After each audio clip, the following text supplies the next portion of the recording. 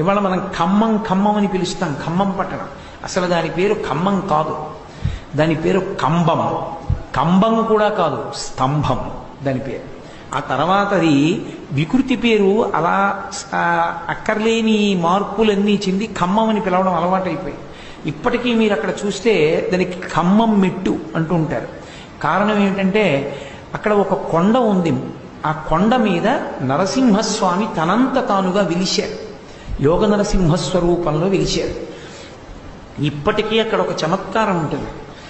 ఎంత గొప్ప కోరిక అయినా సరే అక్కడ అర్చకులు చెప్పిన దీక్ష పాటించి కొబ్బరి బొండం చేతిలో పెట్టి ఇప్పిస్తారు, ఇప్పించి నియమం చెప్తారు. ఆ నియమం పాటించి కొబ్బరి బొండం అక్కడ ముడుపు కడితే నరసింహస్వామి వారి అనుగ్రహంతో తీరుతుంటుంది. అక్కడ అర్చన చేయడానికి నీళ్లు లేకపోతే దేవాలయంలో ఉన్న నరసింహుడే కొండ వెనక్కి వెళ్ళి కొండని తన కాలుతో ఒక్క కన్ను తన్నాడు.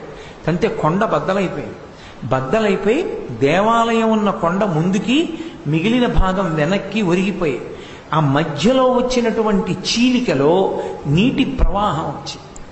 అలా వచ్చినటువంటి ప్రవాహం ఏదుందో ఆ ప్రవాహంలో ఉన్నటువంటి జలంతోటే ఇప్పటికీ అక్కడ నరసింహస్వామికి అర్చనలన్నీ జరుగుతాయి.